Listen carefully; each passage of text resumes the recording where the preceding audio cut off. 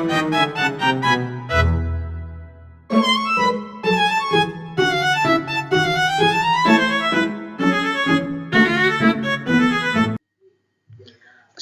warahmatullahi wabarakatuh. Kembali dengan saya, Tufail Haji Nugroho. Hari ini kita akan membahas tentang materi statistik, yaitu tentang sebuah analisis korelasi statistik. Oke, langsung saja kita mulai. Yang pertama ialah tujuan pembelajaran.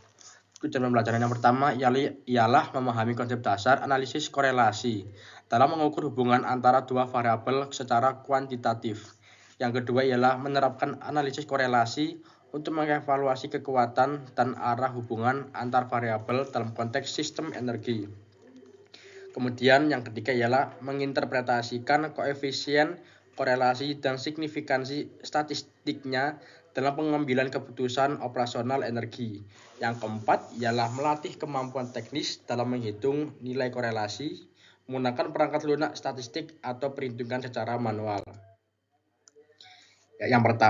Pembahasan yang pertama ialah sebuah analisis korelasi statistik yang melibatkan secara definisi umum, tujuan utama korelasi ini untuk apa? Ya, analisis korelasi statistik ialah metode yang digunakan untuk mengukur kekuatan dan arah hubungan antara dua variabel kuantitatif. Korelasi ini tidak menyiratkan hubungan sebab akibat, tetapi membantu memahami apakah perubahan tersebut dalam satu variabel cenderung diikuti oleh perubahan dalam variabel lainnya. Tujuan utama analisis korelasi ialah untuk yang pertama ialah menilai sejauh mana dua variabel saling berhubungan. Kemudian memberikan dasar untuk analisis lebih lanjut seperti regresi. Kemudian ialah yang ketiga, mengidentifikasi pola hubungan dalam suatu data historis. Dalam industri energi, khususnya pembangkit listrik secara PLTU, pembangkit listrik tenaga uap, analisis korelasi sangat penting untuk yang pertama ialah mengkaji hubungan antara tekanan uap dan efisiensi panas atau thermal. Yang kemudian mengetahui sejauh mana kondisi lingkungan, misalnya suhu udara, kelembapan yang berkorelasi dengan output daya suatu listrik. Kemudian yaitu untuk menganalisis keterkaitan antara kuantitas bahan bakar dan emisi gas buangnya. Kemudian yang terakhir ialah menyusun dasar pengambilan keputusan secara profesional, seperti mengatur penjadwalan pemeliharaan saat ditemukan korelasi antara frekuensi kerusakan dan jam operasi mesin. Teori analisis regresi statistik. Berdasarkan teori, ada ketiga jenis korelasi. Yang pertama korelasi positif, kedua korelasi negatif, dan yang terakhir ialah tidak ada korelasi. Yang pertama kita bahas tentang korelasi positif. Korelasi positif itu ialah jika digambarkan secara umum dan lebih singkat, yaitu jika satu variabel meningkat, maka variabel yang lainnya juga meningkat. Contohnya, suhu naik, maka tekanan uap juga naik. Kemudian yang kedua ialah jenis korelasi negatif. Jika satu variabel meningkat, maka variabel lain menurun. Kayak korelasi negatif ini kayak bertolak belakang. Contohnya ialah efisiensi meningkat, maka konsumsi bahan bakar menurun. Yang ketiga yang terakhir ialah jenis tidak ada korelasi. Tidak ada pola hubungan antara dua variabel. Contohnya warna cat ruang kontrol dengan output daya. Dapat dilihat di samping sebelah kanan ialah merupakan rumus umum korelasi Pearson.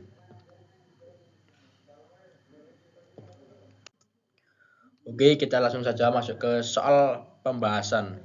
Seorang teknisi di pembangkit listrik tenaga uap ingin mengetahui apakah terdapat hubungan antara debit air pengisi boiler X dalam liter per detik dan daya listrik yang dihasilkan dengan Y dalam megawatt. Pengamatan yang dilakukan secara 5 hari berturut-turut didapatkan hasil sebagai berikut. Untuk debit air ini dinyatakan dengan variabel X, sedangkan daya listrik dinyatakan sebagai variabel Y. Dapat dilihat dengan tabel berikut. Yang pertama ialah 50, daya listriknya 200, debit air 55, daya listriknya 210, hingga seterusnya. Kemudian hitung koefisien korelasi persen R antara debit air dan daya listrik. Kemudian interpretasikan hasilnya dalam konteks efisiensi operasional PLTU. Pembahasan soal. Gunakan rumus yang sudah saya cantumkan pada slide ini. Kemudian kita hitung terlebih dahulu untuk rata-ratanya.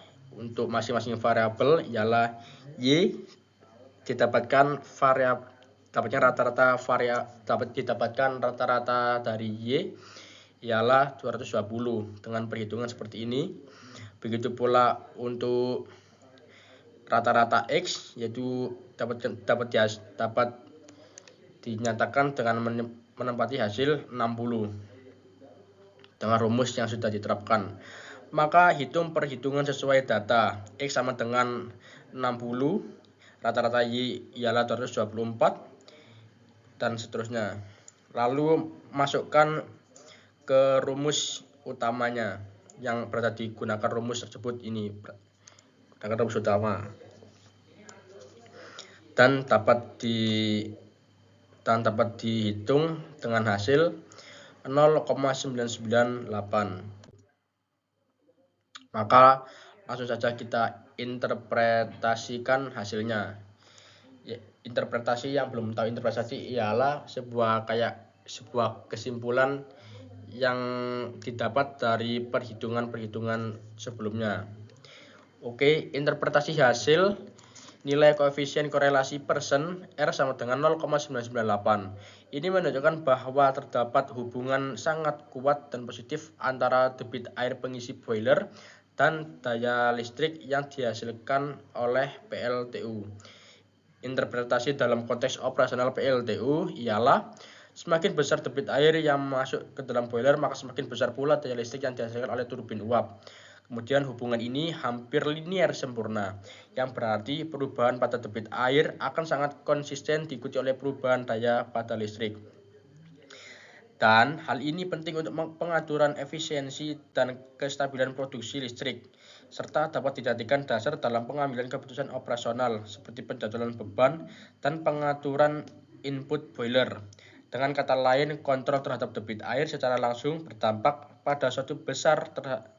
besar pada suatu performa output listrik di PLTU. Implikasi di dunia energi dapat diterapkan sebagai optimalisasi operasional PLTU, kemudian untuk pengembangan sistem otomatisasi. Yang ketiga ialah efisiensi energi dan penghematan biaya, kemudian prediksi dan pemeliharaan secara preventif, kemudian ialah dukungan dalam pengambilan keputusan energi secara berkelanjutan. Oke, terima kasih sudah menyimak. Bila ada pertanyaan silakan tulis di kolom komentar. Wassalamualaikum warahmatullahi wabarakatuh.